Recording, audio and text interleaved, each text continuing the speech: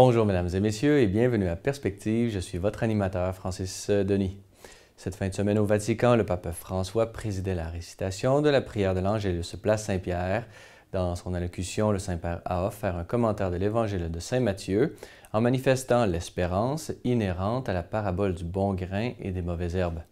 En effet, toute mauvaise herbe peut devenir un bon fruit, puisque jusqu'à la mort, la liberté humaine peut toujours choisir le bien. Le chrétien doit donc à la fois décider fermement de choisir le bien en toutes circonstances, tout en faisant preuve de patience. Décider, affirme le pape, c'est vouloir de toutes ses forces s'éloigner du mal et de sa séduction, tandis qu'être patient signifie préférer une Église qui est le levain dans la pâte, qui n'a pas peur de se salir les mains en lavant les vêtements sales de ses enfants. Écoutons un extrait de cette allocution. Jésus nous dit que dans ce monde, le bien et le mal sont tellement entremêlés qu'il est impossible de les séparer et d'extirper le mal. Seul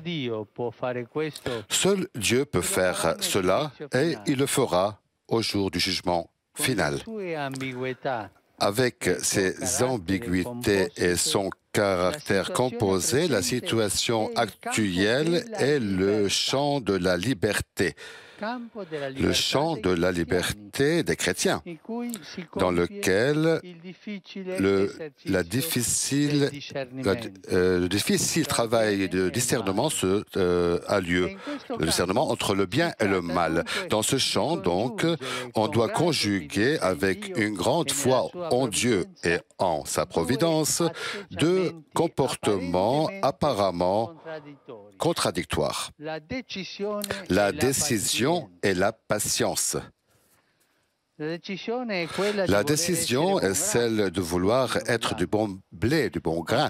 Tous nous voulons l'être avec les propres forces, donc prendre les distances du mauvais et de ses séductions.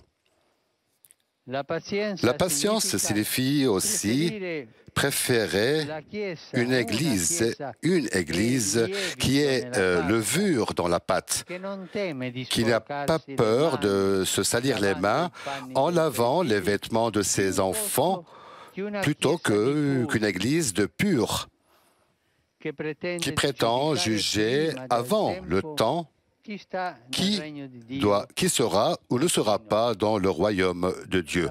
Moi, j'ai envie de vous poser la question, de dire qui n'est pas pécheur entre vous qui hausse la main. Personne ne va hausser la main, parce que nous sommes tous des pécheurs.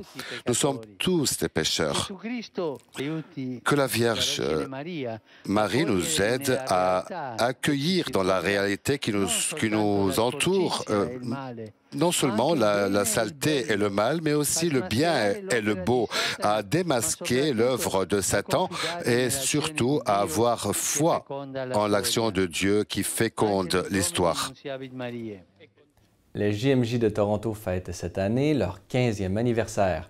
S'étant tenu du 23 au 28 juillet 2002 dans la ville reine, ce rendez-vous incontournable de la vie de l'Église avait réuni autour de Saint Jean-Paul II plus de 800 000 jeunes catholiques de partout dans le monde. Pour souligner ce 15e anniversaire, se sont donc rassemblés dans les studios de télévision Ciel et Lumière à Toronto les membres du comité organisateur de l'événement. Ciel et Lumière étant l'un des fruits les plus importants de ces journées mémorables, les organisateurs ont donc pu se remémorer cette période marquante de la vie de l'Église au Canada. Au programme, célébration eucharistique, repas fraternels et visite des tout nouveaux studios de Ciel et Lumière à Toronto.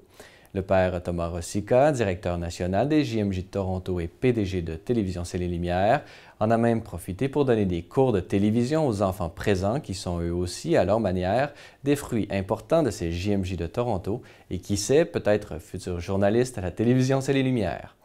Ne manquez pas notre programmation spéciale de cette commémoration des JMJ de 2002 à Toronto sur nos ondes tout au long de la semaine.